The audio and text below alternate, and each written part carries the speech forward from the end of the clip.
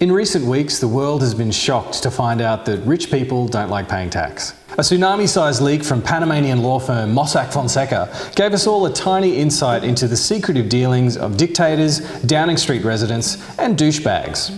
And while the Panama Papers are significant, it's worth noting that A, Panama is just one of around 50 tax havens used worldwide. 2, we've only seen a small fraction of the information released so far. And fourthly, the information is being controlled by the International Consortium of Investigative Journalists, which is funded by a veritable lineup of some of the wealthiest individuals in human history, including the Rockefellers, George Soros, and the Kellogg's.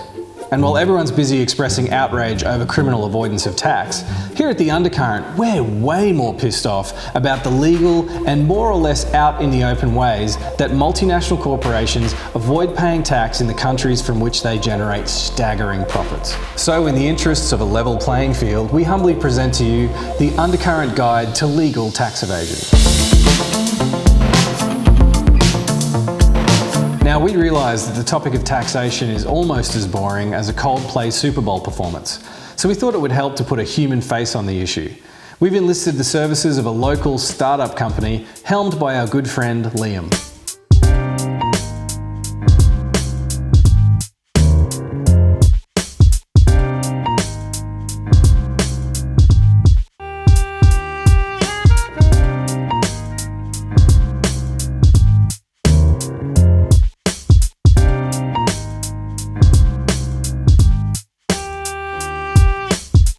Liam's been enjoying a recent surge in revenue, supplying artisanal confetti to hipster weddings, but he feels like giving away 35% of his profits to the government isn't funny.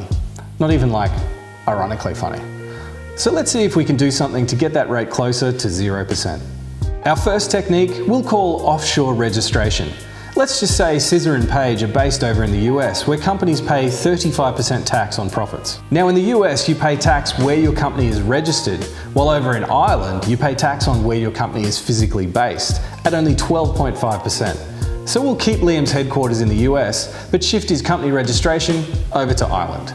It sounds tricky, but it's just a bit of paperwork. And we know Liam loves paper. So with that simple bit of admin, we've saved you 22.5% in tax using offshore registration. But we're just getting started.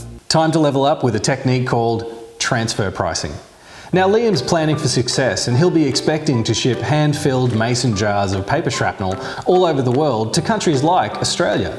But how much would it suck if he had to pay the 30% company tax that Australia expects? Easy fix. Let's set you up a subsidiary in Singapore where you only pay 2.5% tax on profits. Liam's Singapore arm sells his products to his Australian subsidiary at a price very close to what the customer will pay in store. That means that all the profits accumulate in Singapore at just 2.5% instead of back in Australia at 30%. So now you're legally holding on to 97.5% of those sweet, sweet profits using a technique called transfer pricing, which if anyone else did it would be called money laundering. But we can do better. It's time for a tax haven. And Panama is not your only option. There are tons of killer spots with flaccid taxation laws waiting to receive your profits. Like Luxembourg, where you can literally tell the government how much tax you'd like to pay. Now, thanks to the leaks at Mossack Fonseca, we know that tax havens exist, but how are they used? Well, with a holding company in Luxembourg, you can do all kinds of fun things, like sell your own ideas back to yourself. Or, my favourite, the ultimate corporate circle jerk, debt loading. Your Luxembourg holding company can loan money to all your subsidiaries, like Australia, and they pay the money back at huge interest rates. And this achieves two things. It shifts all your profits in the form of interest payments back to Luxembourg, who deem them to be 100% tax-free. And it cooks the books at your Australian subsidiary, reducing their profits down to zero or even below. So once again, that's a technique known as debt loading, which is basically loan sharking within a human centipede. Now let's not forget, these techniques aren't limited to artisanal desiccated paper companies. Let's look at a few real-world examples. Let's start with Google, upon whose website most of you are probably watching this video right now. In 2014 in Australia, they generated $2 billion of advertising revenue, on which they paid $5 million tax in Singapore. And Facebook, upon whose page the rest of you are probably watching this video.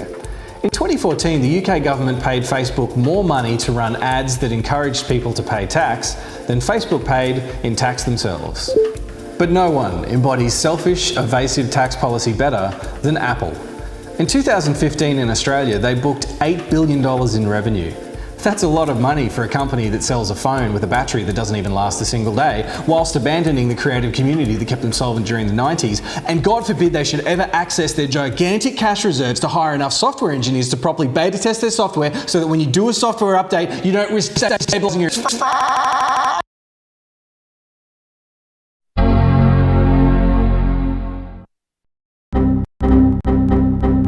And how much tax did Apple pay on that $8 billion of revenue? $85 million, which represents 1%. A recent report showed that 76 of the top 100 Australian companies pay a lower tax rate than a nurse. And the other 24 companies weren't model citizens either. They're just better at using the loan sharking centipede to magically turn their profits into a loss. Lost tax revenue on the profits that we know about amounted to $5.36 billion, which would be enough to reverse all the recent funding cuts to aged care, Medicare, Indigenous services, our two public broadcasters, national rental housing affordability, and the main body tackling climate change in Australia, the CSIRO, with $2.5 billion left over.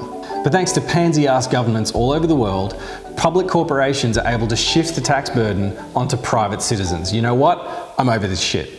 We make these funny little videos and, you know, they're a little bit of fun. We tell some fart jokes, we pillory some politicians, but at the end of the day, do you think we really make a difference? Probably not. So why don't we see if we can? Hashtag iPhone 7 boycott. Because you know there's another one coming out soon, and you know it's only going to be a small incremental improvement on a product that was once revolutionary, and you know you don't really need it. And since our governments are too gutless and conflicted to hold these hoarding, Ayn Rand reading douche canoes to account, maybe it's up to all of us. So when Tim Cook offers us the iPhone 7, let's all send him a message on our iPhone 6s, iPhone 6s, iPhone 6 Pluses and iPhone 6s Pluses. Dear Tim, you'll get our money when we get yours. Tell your friends.